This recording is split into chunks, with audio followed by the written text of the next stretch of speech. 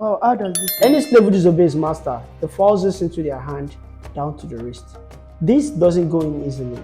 Wait. So they will need to break the bone. Even okay, tenta. It can go in. But my Today I'm going to talk about Badagry Museum slave, which I never knew about when I'm growing up.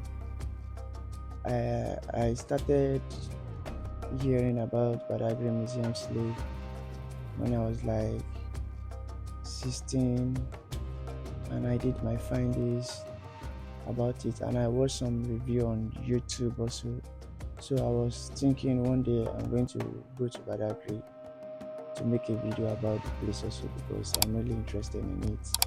And today I'm going to be linking up with two tour guide, Cornerstone and Temitope Mobi, which they'll be touring the place for me at Badagry Museum Slave. And I'm going to pack my bag and head to Badagry right now. So come with me.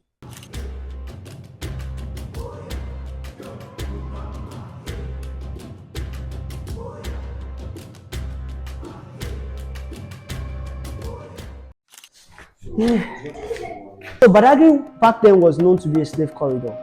Badagry happened to be one of the two major slave coasts we have in Nigeria for transatlantic slave trade. In Nigeria here, we practice both transatlantic and trans-Sahara. Trans-Sahara was practiced in northern Nigeria. The Arabs were the one patronizing the trans-Sahara trade. And that trade lasted for about 1,500 years. The one that we practice here lasted for about 400 years. We call it transatlantic slave trade because the slave taken from here were taken through the Atlantic Ocean to wherever they are taking them to. So, Badagry in the olden days was known to be a slave corridor, a slave coast. So, any slaves captured from the Oyo Empire. Now, when I mean Oyo Empire, I'm talking about the southwestern part of Nigeria. I'm not talking about Oyo State alone. Okay. The southwestern part of Nigeria. Any slaves captured from this place were brought down to Badagry. They sell them to the people of Badagry, and the people of Badagry resell to the white men. Meaning, our ancestors in Badagry were middlemen between the white and the black. So they buy slaves from their fellow black, they sell to the white men. And they did this for about 400 years. The document they signed with the British in the year 1852. So meaning, officially, that means on paper, slave trade was abolished in Badagry in the year 1852. Okay. And so these are the contents of the Treaty of the Abolition of Slavery signed in the year 1852. The man buried here was part of those who signed this document. Here had the real chain around their neck. So this is called the neck lock. This is for the neck of the slaves. Dang, can I put it to? Yes, you can. Dang! Can I ask you a question?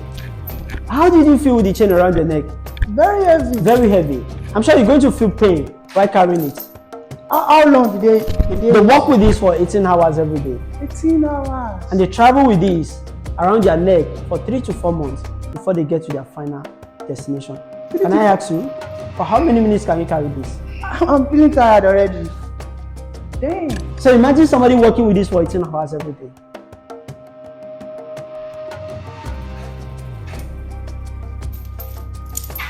Why this is called the light chain for the babies. For the children, babies? Yes. The white men prefer to buy pregnant woman or nursing mother here in Badagry. Pregnant woman, as soon as the mother delivers, the baby automatically becomes the slaves. The nursing mother, the baby will have to go with the mother to wherever the mother is going to. So over there, for the children not to be running about the farm, so as not to step on whatever they have planted, they gather the children together. They chain their wrists with the size of the chain. They now make them sit under a tree, far away from where their parents are working. So they call this the light chain for the babies. Why this is a torture weapon. And this is for stubborn slave who refuse to work inside the farm. Oh, how does this work? Any slave who disobeys his master, the falls this into their hand down to the wrist. This doesn't go in easily. Wait. So they will need to break the bone. Even okay, tenta.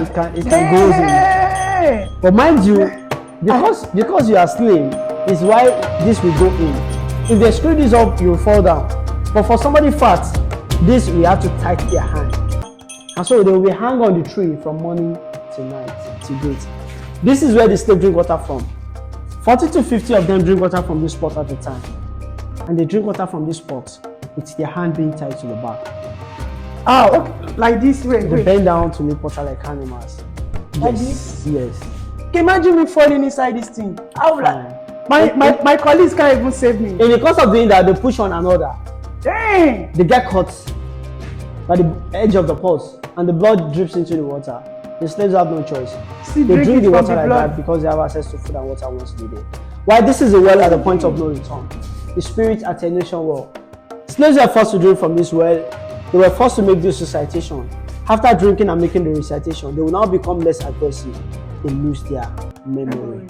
And this well is at a place called the point of no return, which is across the lagoon. After some interview with Temitope movie, I could not even believe my eyes. People have been treated that way for 400 years. Kids, children. Imagine you having a baby as a slave, and your baby is also a slave, and you don't even have access to your baby. Like, I was just thinking, imagine if I was born in those years.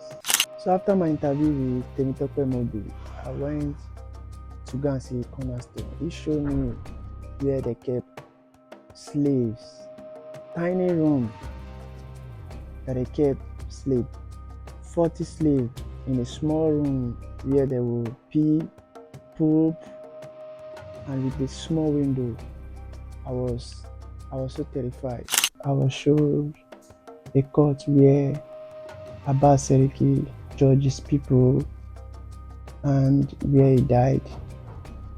And after then, we started going to the point of no return where we took a boat and we went through Osa. So that was Osa.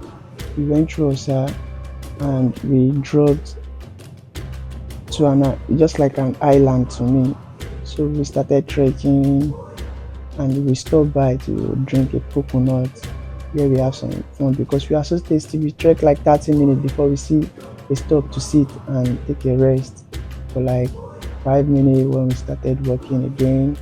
And when we get there, the energy of the breeze, the vibes, the cold, the weather, I can feel it in my body.